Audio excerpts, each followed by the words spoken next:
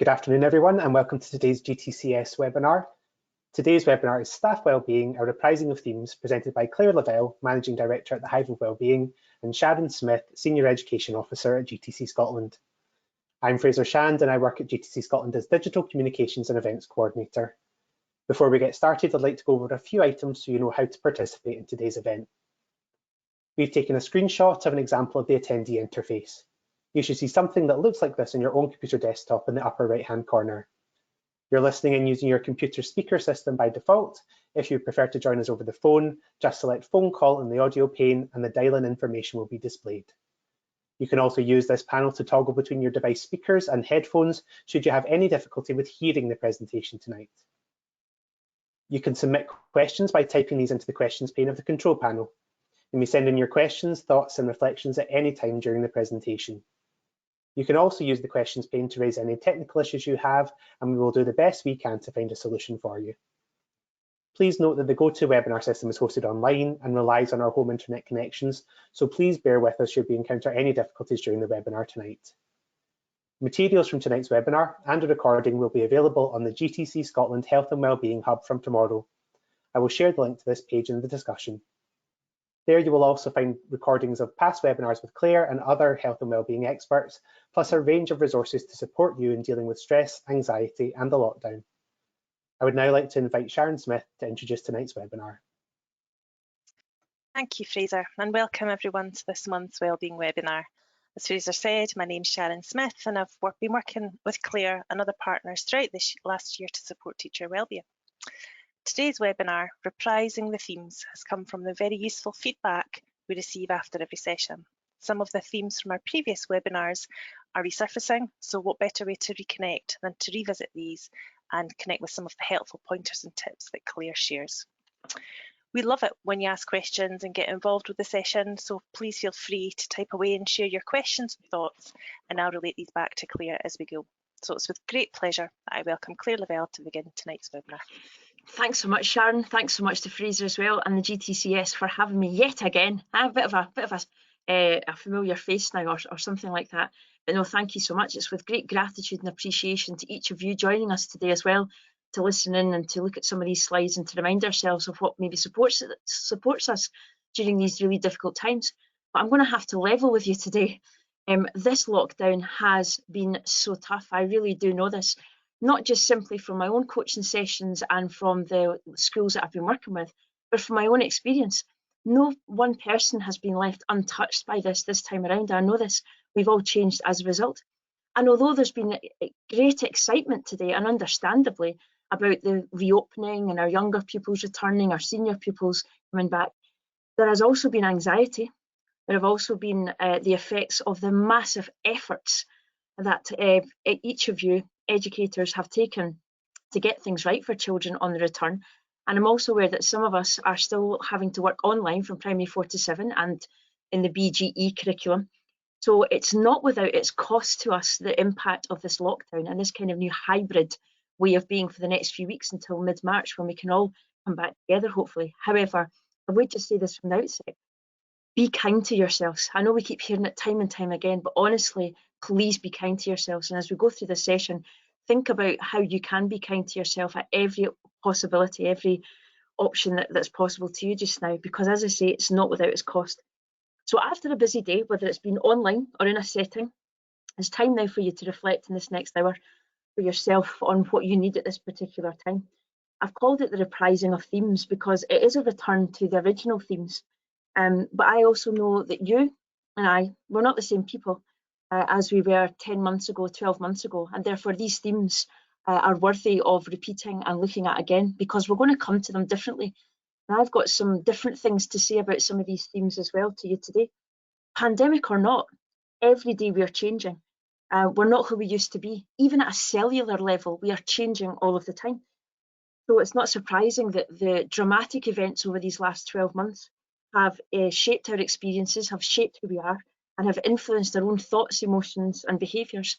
And maybe we've been very surprised at times in the way in which we've reacted or responded to different situations based on what we thought we knew about ourselves before and what is happening now. I'll give you an example just now. You know, I've always tried to do, since I set up the Hive and previous to that, I've always tried to do 10 minutes of mindfulness every morning. But in recent weeks, I have found that really challenging. I feel so restless. So instead of doing the 10 minutes meditation or mindfulness, I get myself out for a walk because my body just needs that. I'm just so restless just now. And there are other times I just need some sort of distraction to bring myself back to that kind of centre point. So as I say, when I go through the slides today, I offer you just this opportunity to think on, how have you changed? What's going to really support you right now? And how do you get back to your own balance point? And it might be by doing things that you didn't used to do, but that's perhaps because you're not the person you once were. So we are going to be looking at these themes of dealing with uncertainty, making transitions, and transforming that emotional load. But far more importantly for me to ask you today is, what might you visit again today through these themes, but you've experienced it in a different way? What might come from that? What might resonate with you? What might not now, but used to? Because it's just as important to be as curious about those points as you are curious about what resonates with you at this time. I love this quote from Eckhart Tolle where he talks about, it's not about what's happened in the past or indeed in the future. It's where it comes from the now. So what it is we talk about today, what it is you commit to today regarding your well-being, will have an impact, not just today, but perhaps for that future.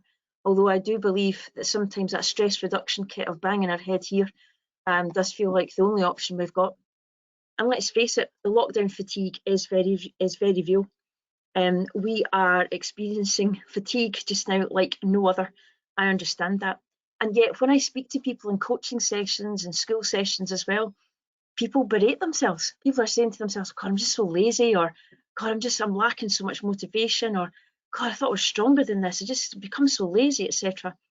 But you're not. Let me reassure you, you are not any of these things. It's just that it's very natural to feel fatigued and tired at this time. And here's why, from reasons here on the left-hand side, which I'll let you have a look at just now. Certainly, I know my own sleep just now is quite interrupted, quite challenging at this particular time. But I know that's because of the circadian rhythms being out of whack. I also know as well that as educators, no matter your setting, no matter whether you're working online just now or whether you're in settings, you're on a high state of alert.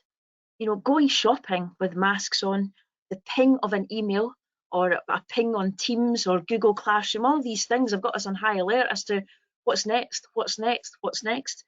And in a home setting, that should be the place where we are most at rest and most at ease. But those psychological boundaries have been difficult at times to keep clear. So there is a kind of continuum of that stress and relaxation, as the poster kind of depict here. And I just wonder what is helping us to move towards the relax part as opposed to the stress response at this particular time. So by way of audience participation today, and to get us started and engaged, I wondered, check in with yourselves, if you were to send us a selfie right now, what might we see? So if you want to just write your comments in the question box there, or the discussion box, if you could send us a selfie right now, what might we see of you? And please feel free to use any metaphor as well as anything that's very real just now as well. So we'll just give you a minute to do that and let you come up with some ideas.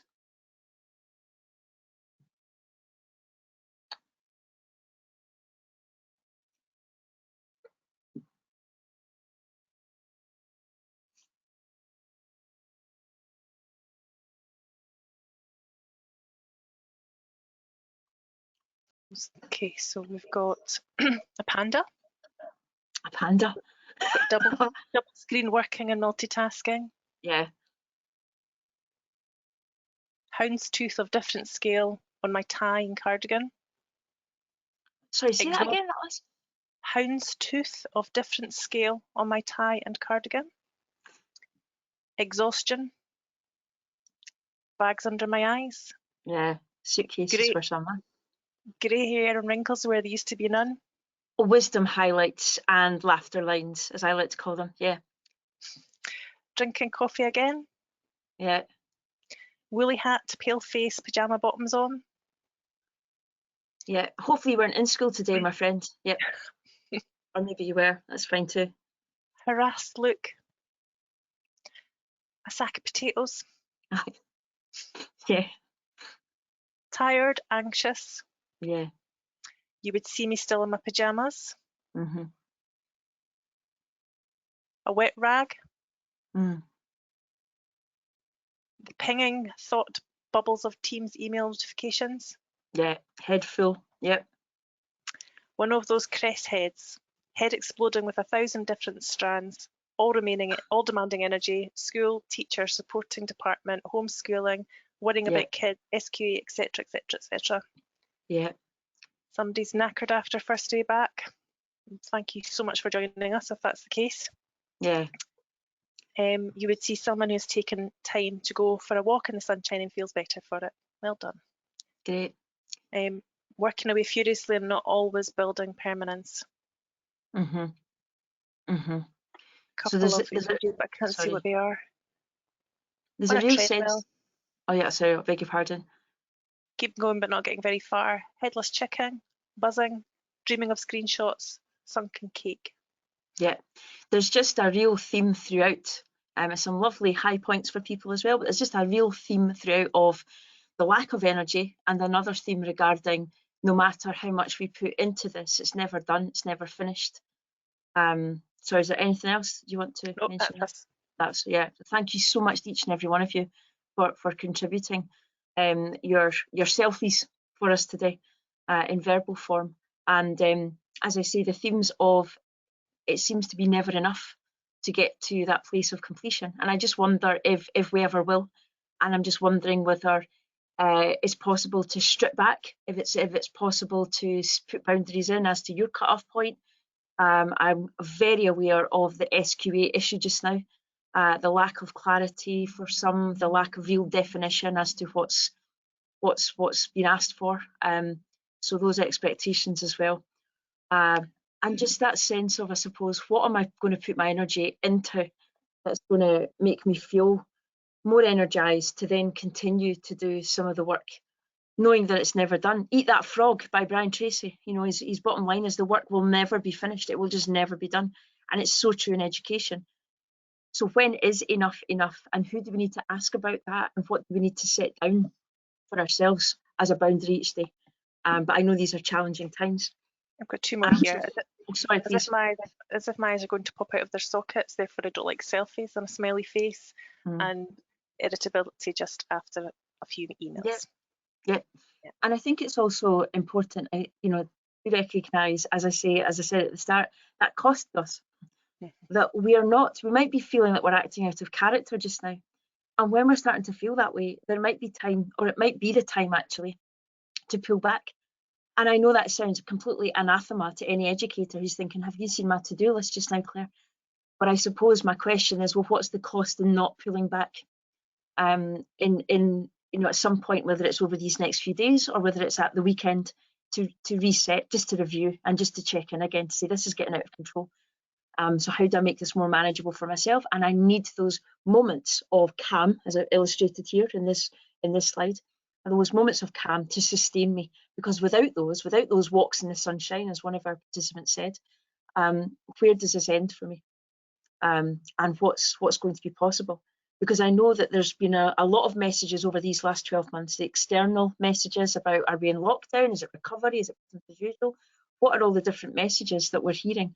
And I suppose there is a bit more clarity just now about the emergence of pupils coming back to schools, teachers, early years practitioners, lecturers, all coming back.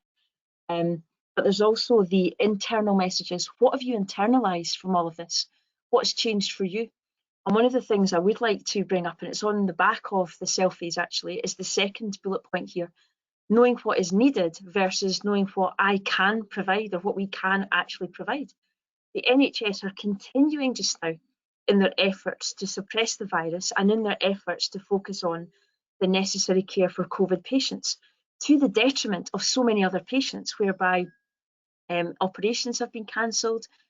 And what I heard one NHS manager and doctors, several doctors, talk about is this idea of moral injury. When you know what needs to be done, when you know what your people need, what your patients need, or indeed, in our case as educators, what the children and families need, yet you know you only have the resource for one thing or for certain things, it does injure us at a kind of moral level, because we came into this profession to support in the best way we could with all that we could. But here's where we do have to have a reality check. We are in the middle of a pandemic still, although there's great positivity today about vaccinations, etc. But we're not there yet.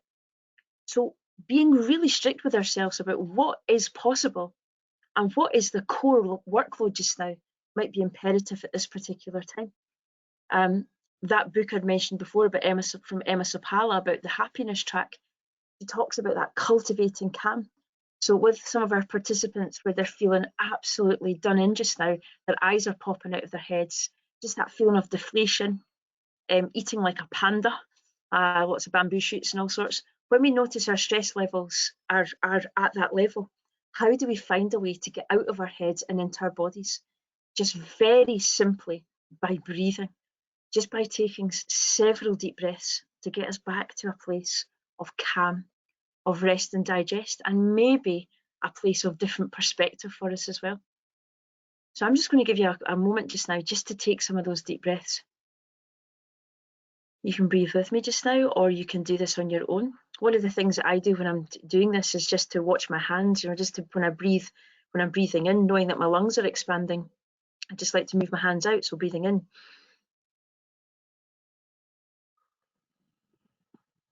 Sometimes it helps me just to watch my hands, so breathing in again.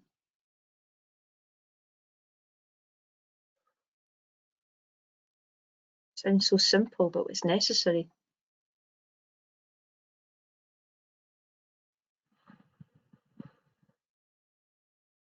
Wonder how many of us are thinking about the time we've got.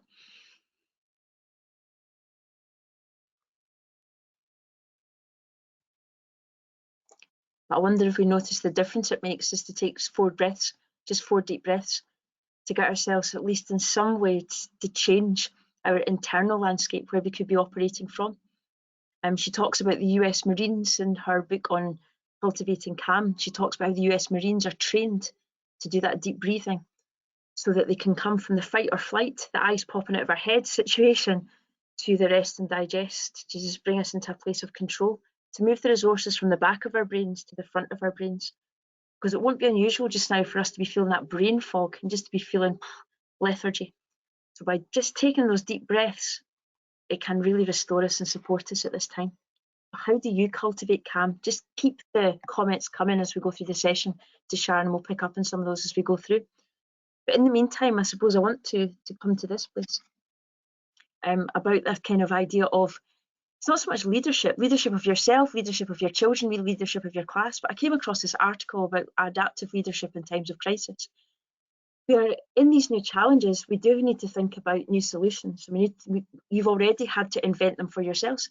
Look at what you've done with the technologies. Look at what you've done with communication with parents. I've been hearing time and time again about new ways to communicate with the homes of our families, with the parents, with children, and look at the different lessons that you'll not just do for lockdown times, but you'll also do for the future. So in terms of that idea of adaptive change, we then start to look at how can we shape our environment and create a pattern for success for the future.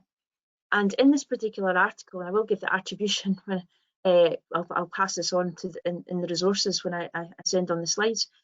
But they talk about the right knowledge, the right people, the right attitudes, and the right behaviour, and the right actions. And I wonder if this is helpful in stripping some of this back and thinking about actually, what do I need to know in this next hour? What do I need to focus on in this next hour? Are there questions that I need to ask? Are there people that I need in this next hour, in this next half of my day? And who needs to do what?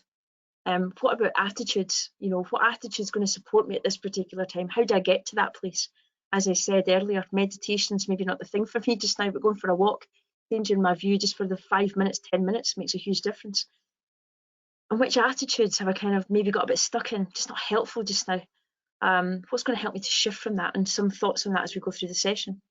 But also some actions, just focusing on what do I need to do now and what do I need to do next, and what are some of our steps to achieve that success.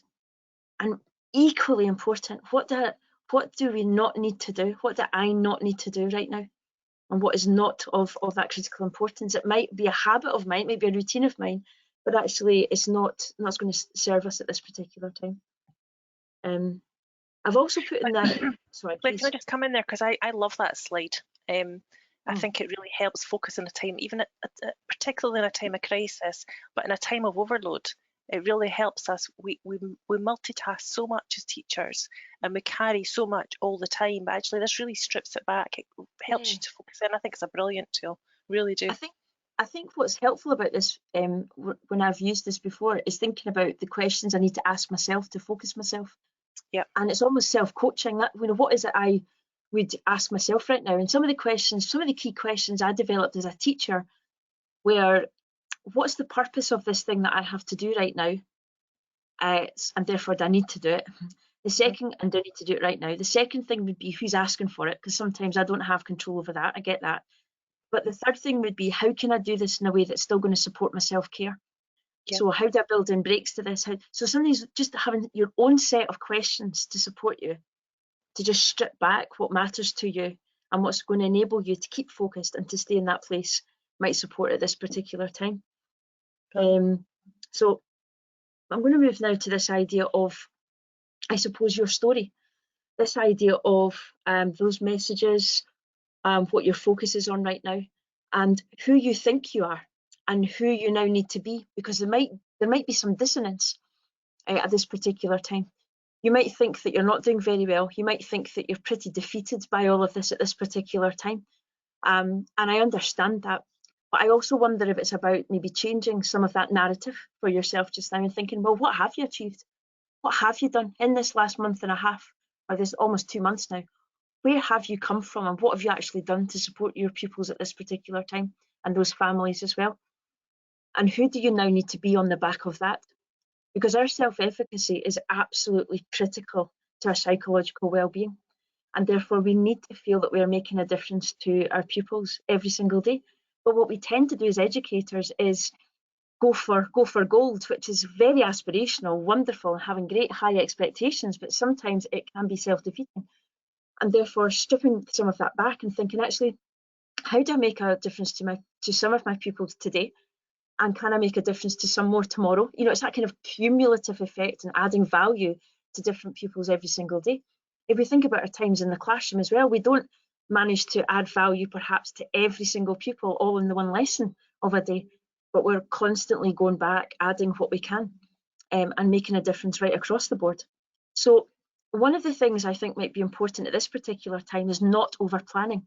Now, I appreciate for our senior pupils and for secondary, that's difficult right now, that's really challenging, but really being quite focused on the really key points of things. I mean, I'm aware that even when it comes up to an exam, and I myself have got an imminent exam in my own world of education quite soon, right now, I will not know everything, but I know the exam's not going to test everything.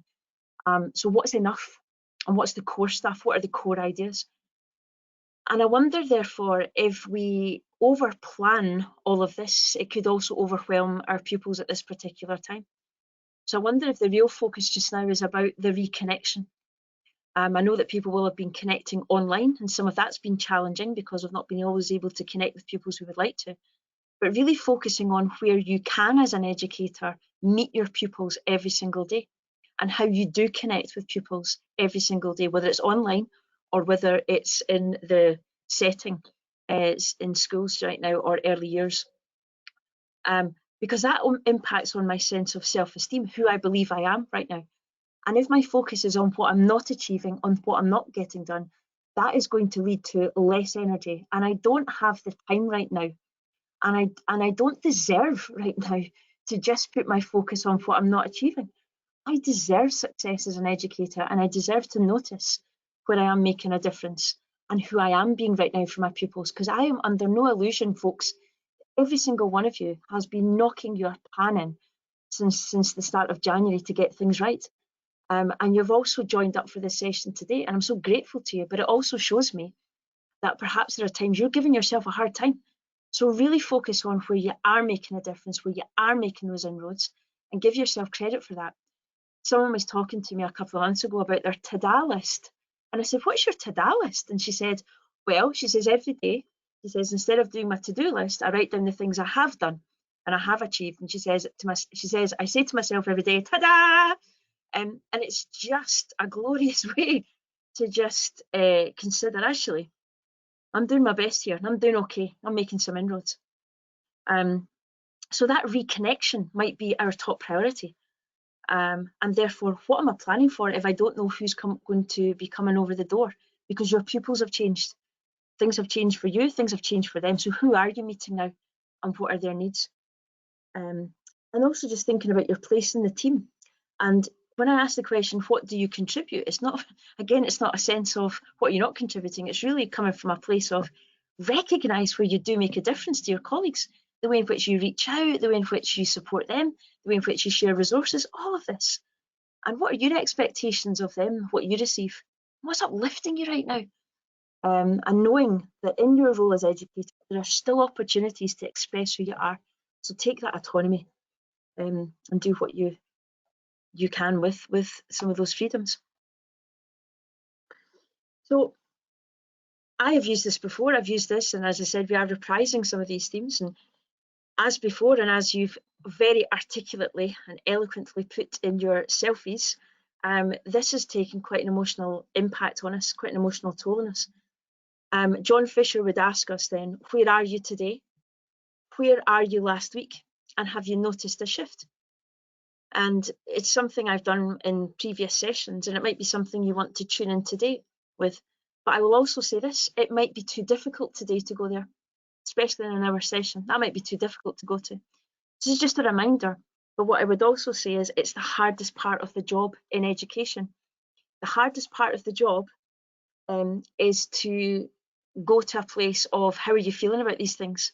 Because actually we're just taught, conditioned to keep going from a place of service to do all we can for other people. And sometimes to check in with how we are feeling at that particular time just feels a little bit too much, a little bit overwhelming. It can leave us feeling a bit vulnerable. And we've not got the time to do this. You know, this, if I go here, I might not come back from this because I'm going to be greeting like a baby for hours. What I would say, I just want to reassure you that our feelings, our emotions, they're just simply our guidance. They're just simply our guidance system. I heard a really good phrase from someone which talks about emotion as it stands for energy in motion. The energy that's going through our bodies just out, whether it's fatigue, whether it's deflatedness, whether it's anxiety, whatever it is, just allow it to go through you. And I was listening to a talk where the person was talking about, you know, we only experience emotion for 1.5 minutes in our bodies. So for 1.5 minutes, it flows through us. And yet sometimes we choose maybe to hold on to some of that, or we choose to ruminate on some of that by way of maybe controlling it or trying to stop it. And maybe there's opportunities just to let it go, whether it's punching a pillow to let go of frustration, whether it's greeting like a baby, which I'm very adept at doing, whether it is running, whatever it is that you find as a kind of emotional release for you just now. Please feel reassured that that might be necessary right now, just to sense relief and to move on from that. Because things don't last forever. And as John Fisher talks about, the whole reason for calling it the transition curve is that it is moving all of the time and it changes. It doesn't have to stay there. So just a tool to remind ourselves of and to be reassured by. And one of the things as well that I am aware of is that when we learn to let go of those emotions, when we learn to go to that place and we just accept that that's how we're feeling in that particular time and that's how we feel for now, it doesn't have to be forever. What it also does is it creates a new practice. And in fact, what it's doing for us is it's creating new brain pathways. And it's creating new brain pathways and heart pathways. Our brain and our hearts need to be coherent. So what it's allowing us to do is to process and cope with things in a way perhaps that we're not always attuned to, we're not always had practice at. And therefore, by developing new practices such as acceptance of things for now, what it can do is it can allow us to look at what is now happening now for me, what can happen next, and therefore what are the possibilities to move on from that. So it just affords us that a possibility. So for example, one of the big things I know is going to be testing in schools and the testing of pupils. It's massive. But it is something that is going to be asked of us. So there's something about alignment with safety. So we've always been asked to keep children safe. So I align with that. I have to accept that this is what I'm being asked to do. So if I accept that this is what I'm being asked to do, then what else has to give, or what other things have to change in order for that to happen? And what are the possibilities? And are there possibilities to do this differently? I was hearing as well about children maybe taking some of those tests and parents being involved in that. So already it's moved, the story has moved, the narrative has moved to another place. So just to ask, sorry, I interrupted you go there. on. No, go on, please. I was going to say that it's far easier to accept something if we've had time to process it. And perhaps it's something that we've planned, but when you're told to do something or asked to do something, that's when it can become a challenge, because quite often it can clash with our values. It can clash with so many of our ways of working just now, or our understanding, and that makes it all the more challenging to accept. What I've been hearing time and time again in sessions is when that transition curve was up, people talking about when announcements come. When the announcements come, there's been the anxiety and there's been the kind of real stressful response. And then there has been the gradual acceptance. There's been the sense of, right, what do we need to do? The pragmatism takes over. Yeah. But I suppose, as you rightly described there, Sharon, when it's done to me, and I'm not in agreement with it, it also is, there's a misalignment with my values, which also depletes my energy. Yeah. And depletes my sense of resourcefulness. And that's why it's so important to take a break from it all, just to break off from it. No thinking about it and focusing on it is going to fix it at that particular time. So walk away from it. Find other things to do. Find a shift in your external environment to then come back to it and think about what can I do, and what are my choices, what's available to me. And I know that's what a number of people have been talking to me about in these recent times. And there might be some things that people, sorry, please. Can I just say, Lindsay's been saying that she's been learning to be kind to herself. It's been a challenge, but one she's been trying very hard with. I think there are some of these internal practices just now that are just never going to go away now, that we're going to have to cultivate different practices for different times. And I think what we're starting to perhaps recognise is that the reliance on the external, or externals to have the answers that we would like, just don't exist. And we're having to face up to answers that don't always feel good. And therefore we have to find ways to manage how we relate to those and how we respond to those that keeps us as resourceful as we can. And there are times it just won't. And that's why we do need to process those emotions and do need to feel reassured to feel those things. I suppose I do want to come to that place of, it's not all been doom and gloom for people. I hope I'm not coming across in that respect, but I just know how difficult things have been.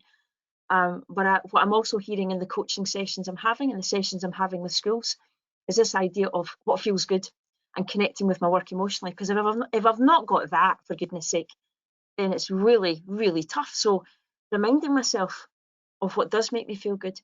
You know, a few years ago when I first started out, I used to have sessions called Feeling Good, Teaching Well. You can imagine the teachers who would enter, and the early years practitioners, I have to say as well, the early year practitioners and teachers who would enter the classroom or the hall where I'd have Feeling Good, Teaching Well up on a screen after they'd had a day of it, thinking, who's this joker? What's she all about? What? Are you joking? But actually, I do think that that's the nub of it. I do think that that's the nub of what it is we do. We're constantly looking for that emotional connection with our work, with what makes sense, with what aligns. And I appreciate what you're saying there just now, Sharon, about sometimes it's misaligning with my values just now. The trust in myself as a professional, the respect shown to me as a professional, when sometimes it feels like education is becoming a target practice for some realms of society. That's really tough right now.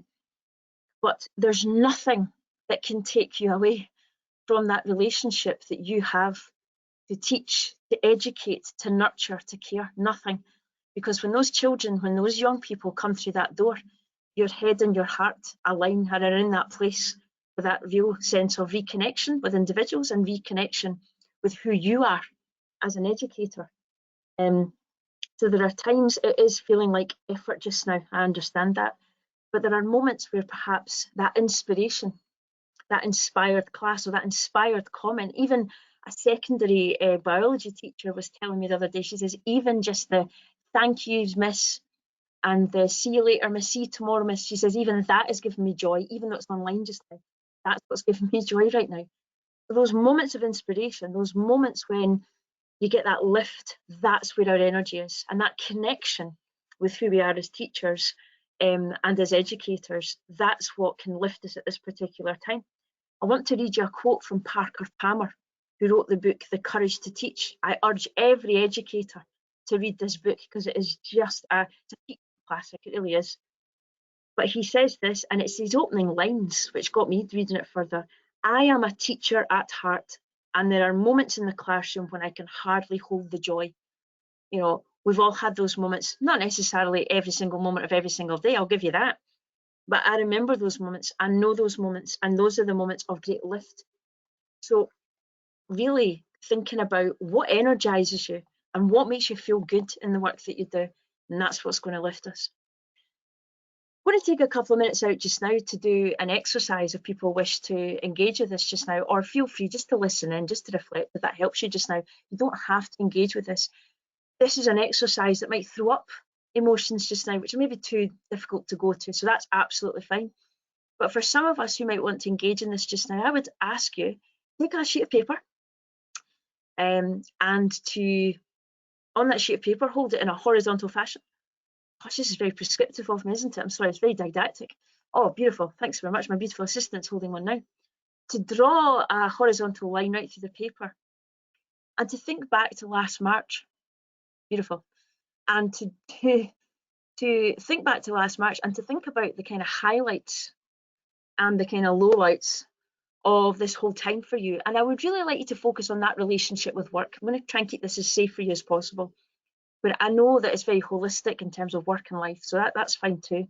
But my focus is to keep this nice and safe for you and to focus on those high points and low points for yourselves. My example here is very generic, but you might wish to make it much more personalised for yourself. Above the line is obviously more positive than below the line. So I'm just going to give you a couple of minutes. You might want to put in your highlights, your lowlights at different times of the year.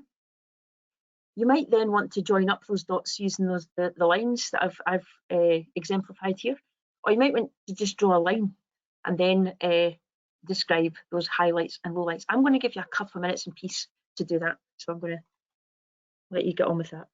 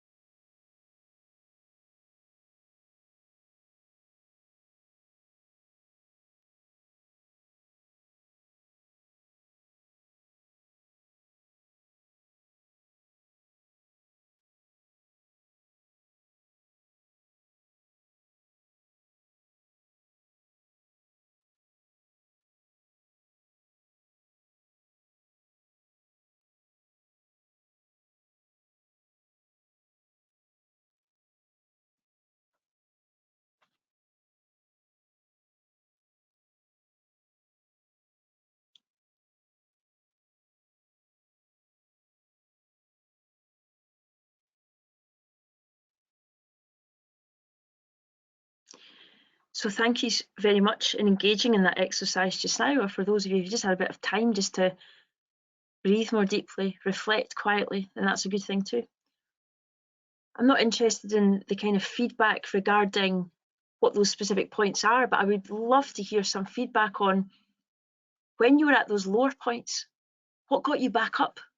What supported you to move upwards? and to get to a place of much more resourcefulness for yourself. Who supported you?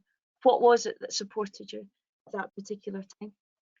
So any feedback on any of those thoughts, or indeed anything about the process of doing that just now? What was that exercise like for you? What did it bring up for you? Anything you would feel safe to share, please feel free to do so. And some other questions to reflect on. And as always, this is a tool that can be used with, colleagues, with one another, if this supports you safely. But what have you learned about yourself? And also, what have been the growth points for you as an educator and as a person? This has been so challenging. The word unprecedented has been used time and time again. Not so unprecedented now, that word. But what have been the growth points during a time like no other? And also, I've asked this question before in a session. How far have we travelled, not just you as an individual in your setting, your school, but how far have we travelled as a team? In what ways have you grown with your team and as a school team? What have been the highlights for you throughout this year? Like Dermot on X Factor, and he says, what have been your highlights? Here have been your highlights. What have yours been? So I've got a few bits of feedback, Claire. Somebody said that they don't need to do this as their feedback would all be below the line. We also have somebody saying personal motivation for better situations, family and friends, support. I am strong, resilient and creative. The person who's below the line, just coming back to that, if anyone wants to get in touch as ever, please feel free, just, for free, for half an hour, just come and chat to me. Just get in touch, just chat to me. If it helps us to offload, put it in perspective, or put it in a place that's more resourceful and helpful for you. Sorry, please. We'll put your contact details on the last slide, or share them. Sorry, my screen has jumped about. No problem. Nothing has got me back up. I'm still suffering from long COVID, but just have to put up with it.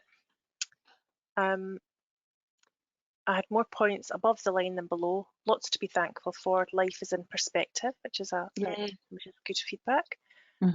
Overcoming lows with supportive adults, time, rest and medication, being listened to and responses to support my needs. Yeah. I think being listened to is one of the biggest factors in people getting into a resourceful place. And not just being listened to, but really feeling heard and feeling like they matter. So likewise, in any of my sessions, I don't have the answers. None of us have all the answers, but we do have the time and the space to afford people to come and talk to us and to feel heard and to feel supported. So I'd urge people to take that offer up. Family and friends. Somebody's saying, I find this exercise quite hard. I think I am so focused on getting through each moment that recognising how I felt in months past is difficult. There have been plus points at the same time as negatives, being able to be at home, more contact with my own children, being able to be in the garden through the months. These were good. Yeah. Someone else has said, trying to balance the highs and lows and keep positive. I've learnt that after 23 years teaching, I still really love my job and miss my students every day. Interesting to notice that the highs were related to increased interaction and connection with others. Lows related to feeling more isolated. I feel like this has brought a relatively new staff closer together. Yeah. I've learned that I'm much better at communicating my feelings, feeling rubbish, self-doubt, worry about work, etc. in emails, chat, Teams than in person and face-to-face. I felt better when I shared how rubbish I was feeling with colleagues to change my way of thinking about which has helped. And had a very difficult year work-wise, which has made me work really hard at my well-being and now in a much better place, actively working on this and getting support. I think that's an interesting point about the working on myself. I want to come to that a little bit later about what that is, what that means. Yeah. I've learned that sometimes it's okay not to have all the answers, even though I want to. I learned that while I love my own company, I need to have the choice. Yeah, absolutely. Yeah. Below the line, I felt disjointed from work as relationships have been strained as manager. Does not make me feel valued. forcing myself to tell other people when I'm heading below the line. Good. And I generally can't remember that far back. Christmas feels like a lifetime ago. Yeah, that's fair. And there was another point there by another colleague who said, really difficult to think a year ago. That might be too far. Even if it's just in the last couple of months, if that's helpful, use the exercise to support you. But what's great in doing an exercise like that, I think, is it can just flag up a resourcefulness. I know for some that's really challenging, and that's why I say this with the greatest of support, that if it's been a struggle, do get in touch, because the help is there. Don't feel alone. But what's interesting is when people feel on the up, a lot of it's to do with connection. A lot of it's to do with people are there for me, and those interactions can really lift me.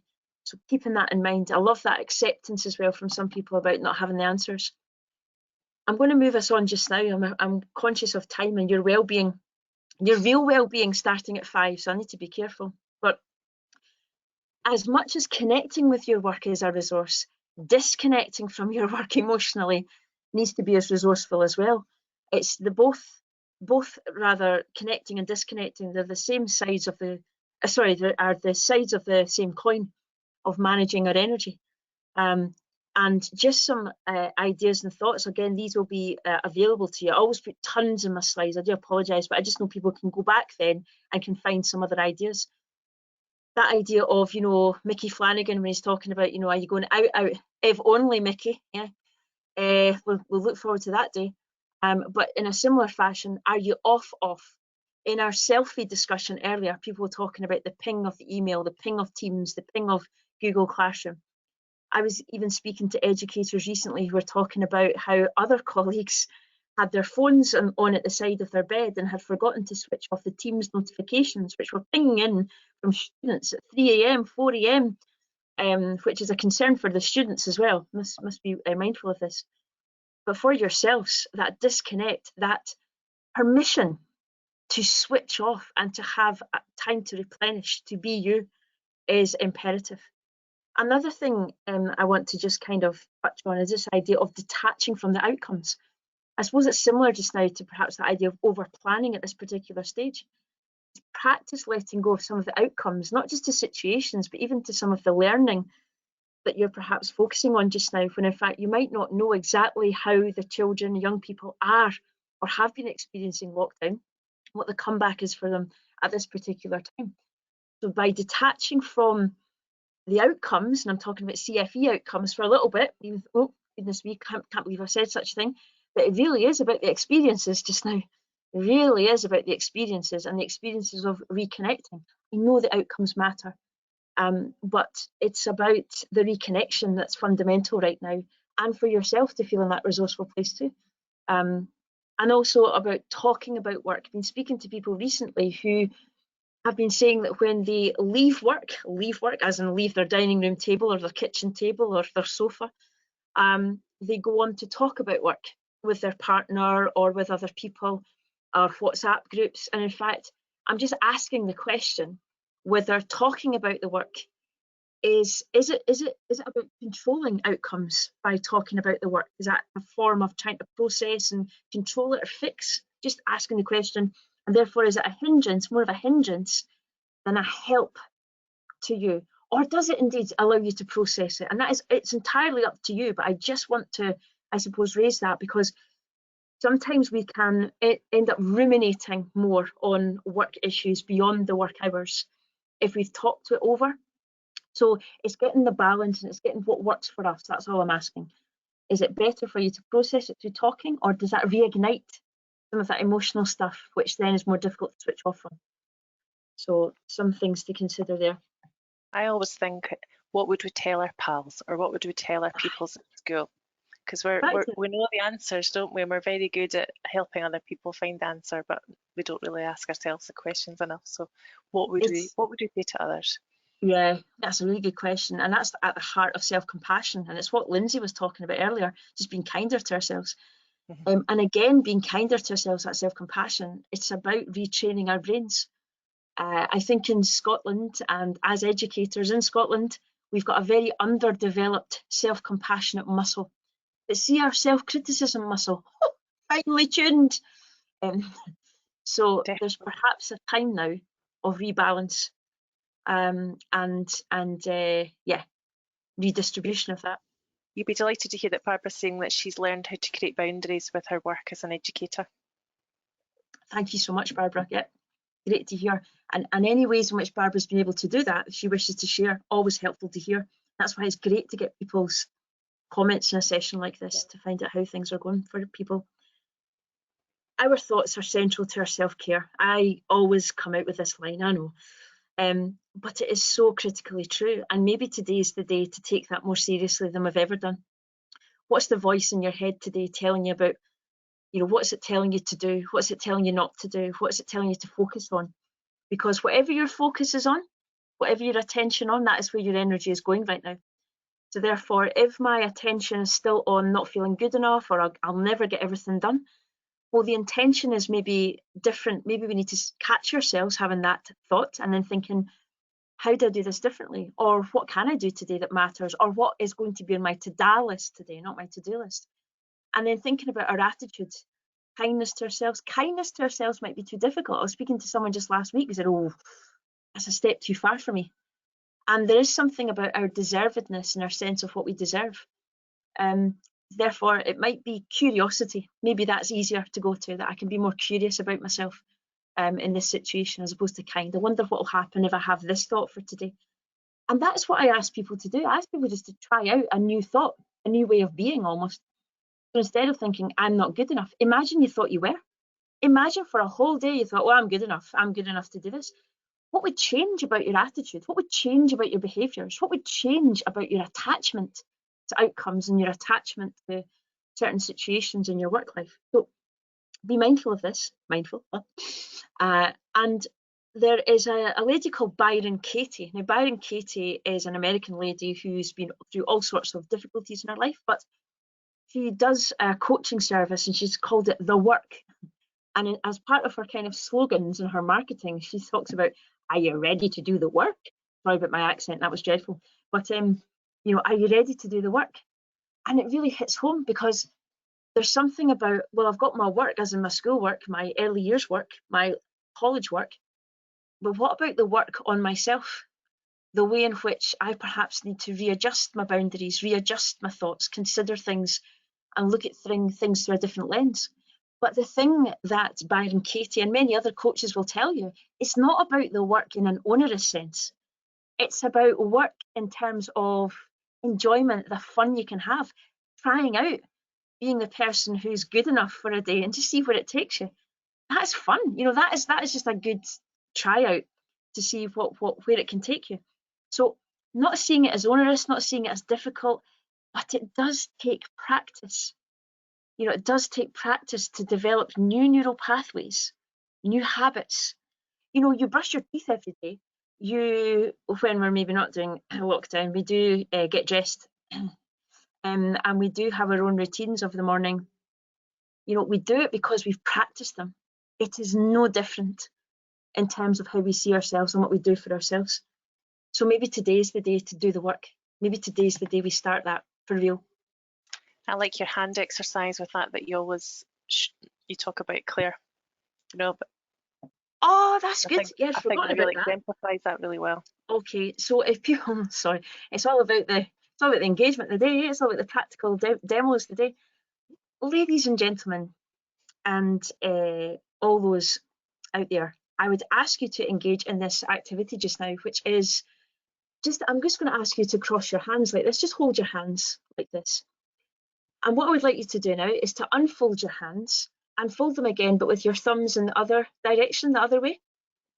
And just see how that feels. Sorry, I've done that wrongly. Right, so unfold again, back to how it feels normally, and then unfold again and back to the other way. And how does that feel? Maybe feel a bit uncomfortable, maybe just feel a wee bit uneasy. Right, so try again, back to comfortable way, back to uncomfortable way, and just keep doing it a few times. I'll just let you do it in your own time. They're only videoing Sharon and me, don't you worry, you're all safe. But I wonder what it feels like now. I wonder after those few times, I wonder what it feels like now. I wonder if it's shifted. I wonder if it's changed. And certainly when I've done this before, people start to talk about, things have shifted. And it's just the practice, it's just the getting used to what felt a little bit uncomfortable, feels a bit better now. And this leads us nicely on to reminding ourselves about the default position, about events happen, and are we defaulting to places that just don't feel good just now? Are we defaulting to those places quite automatically? And some of those places might be useful, whereby it makes our brain very efficient. We can default to really good places, really helpful places. Or are we defaulting sometimes to places that are just not resourceful? So do we believe, for example, that people are giving us a hard time? Is that kind of default for some of us sometimes? Or do we go to that place of taking on the blame for ourselves and apologising? So there's a whole host of ways in which we can default. One of the defaults I've been hearing most recently is the one of guilt. So feeling that I'm letting my own family down, my pupils down, and I can't do it all. And I think the starting point there is probably you can't do it all, because I don't know anyone who can. I really don't. And the other point is nobody's doing it all. And I wonder sometimes if we go to unhelpful comparisons, if we are comparing ourselves to how we used to be as teachers when we didn't have family, when we had a bit more time, comparing ourselves to other teachers and educators who do seem to have more time and what they're able to do. But is that who we are now? And is it not the case that we are perhaps more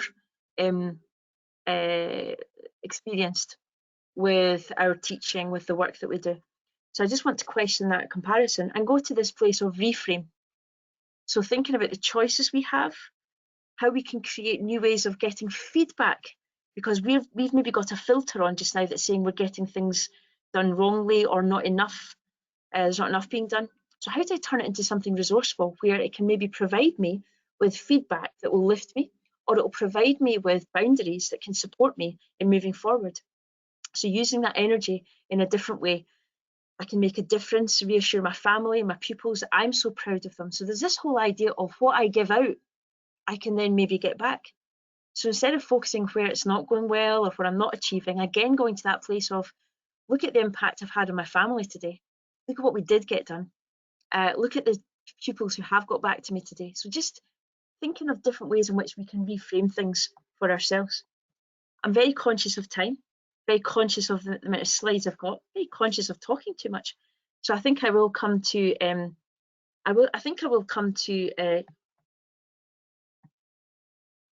forgive me, I'm going to come to this place of self-compassion just now. I'm going to come to this idea of what it is to have balance. And that in coming weeks, we are going to have to keep our focus, yes, on what we need to get done, absolutely. And it sounds like from the selfies today, that's where most of us have been. But maybe it's about redressing that balance now and thinking about actually to be returning. I do need to consider how I soothe myself more, how I maybe cut back from some of the planning and be explicit about it, communicate that to whom I need to communicate it to, and focus on what I need for the balance. Because Paul Gilbert talks about this idea of the three systems: our drive system, our threat system, where maybe we feel on high alert, and our soothing system. So really considering for yourselves, if you just take those three boxes or three oblongs and consider, what do I need to drive with? What do I need to keep a focus on? That is a kind of recurrent thought, maybe an anxiety thought, and really challenge it. Think about how I reframe that. And then think about what I need to soothe myself, reconnection, self-compassion, whatever it is. Just find ways to soothe. And Paul Gilbert talks about this idea of building a compassionate image. We've all got thoughts perhaps of being on a sunny beach. Imagine those holiday experiences that are maybe replenishing us just now, just visually in our thoughts. Well, he talks about what do you use for your compassionate image and what's going to support you with some of that. So I'll leave that with you just now. Please forgive me, I've always got too much prepared. But if anybody wants to get in touch with me, please feel free to do so. Sharon will pass on my details. And I know that there are other coaching sessions that are offered. I think Education Scotland are offering many coaching sessions to educators. Please take people up on the offers. And there is help out there, and I can help by putting people in different directions too if they need that. Thank you so much for your time. Thank you, Claire. I'd just like to finish with a comment from Shona, who said, she feels like the scene in Harry Potter where Dumbledore processes his thoughts out of his head with his wand. is a good way to describe emptying the overflow of pressures and to try and align things and have a sense of calm at the end of the day. So That's with lovely. I think so. isn't it lovely? Get your wands out, folk. That's what we need to do. Magic wand if only. Yes. Brilliant, brilliant. Thank you so Thank much. you very much, Claire. I'm very, very grateful for your input today. It's super. Thank you so much. Thanks to everyone out there.